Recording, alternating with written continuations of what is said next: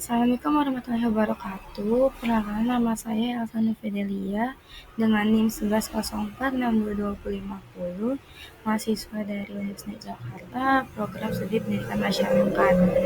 Pada kesempatan kali ini, saya akan memaparkan materi tentang model proses riset aksi komunitas di pendidikan masyarakat.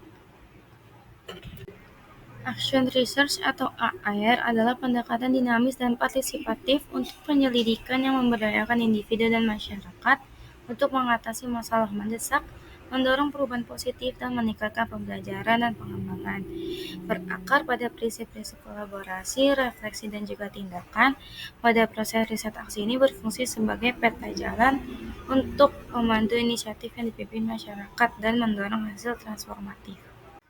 Selanjutnya adalah pemahaman tentang model proses riset aksi. Ini terbagi menjadi 3 tahapan. Tahap yang pertama ini adalah identifikasi masalah dan penetapan tujuan. Anggota komunitas berkumpul untuk mengidentifikasi keprihatinan, tantangan, atau peluang bersama untuk memperbaiki dalam komunitas mereka. Pada tahap kedua ada perencanaan dan juga implementasi. Pada tahap ini, para pemangku kepentingan bekerja sama dan mengembangkan rencana aksi komprehensif yang mengurangi strategi, kegiatan, dan jadwal khusus untuk mencapai tujuan yang ditetapkan. Dan tahap yang terakhir atau tahap ketiga adalah evaluasi dan diseminasi. Pada tahap ketiga ini, para pemangku kepentingan merefleksikan hasil dari tindakan mereka, merayakan keberhasilan, dan mengidentifikasi pelajaran yang dipetik. Selanjutnya adalah model proses penelitian tindakan pribadi. Inti dari PARPM ini terletak pada konsep kesadaran diri dan refleksivitas. Ini melibatkan dalam refleksi diri kritis untuk menginterogasi asumsi, nilai, bias, dan juga motivasi seseorang, bagaimana mereka membentuk pemahaman tentang dunia dan peran seseorang di dalamnya. Ya, dari PARPM ini juga dibagi menjadi 3 tahap. Tahap pertama ini ada penyelidikan diri dan penetapan tujuan. Para peneliti terlibat dalam proses pemeriksaan diri untuk mengidentifikasi bidang minat, hasrat, atau perhatian yang ingin mereka jelajahi lebih lanjut. Lanjut di tahap kedua ada tindakan dan eksperimen, di mana tahap ini itu para peneliti secara aktif terlibat dalam kegiatan belajar yang mandiri, latihan pengalaman, dan intervensi praktik yang bertujuan untuk mengatasi masalah yang diidentifikasi atau mencapai tujuan pribadi dan profesional mereka. Dan tahap yang ketiga ada sintesis dan integrasi. Di sini para peneliti sintesis temuan, refleksi, dan juga wawasan mereka ke dalam narasi yang koheren atau portofolio reflektif yang menangkap perjalanan pertumbuhan pribadi dan profesional mereka.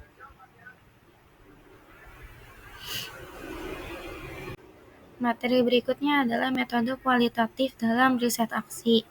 Pada praktiknya, metode kualitatif ini menawarkan fleksibilitas dan kemampuan beradaptasi, juga responsif terhadap kebutuhan dan konteks unik peneliti berbasis masyarakat. Para peneliti dapat menggunakan kombinasi dari metode, teknik, dan sumber data untuk melakukan triangulasi temuan mereka dan meningkatkan validitas dan reliabilitas interpretasi mereka.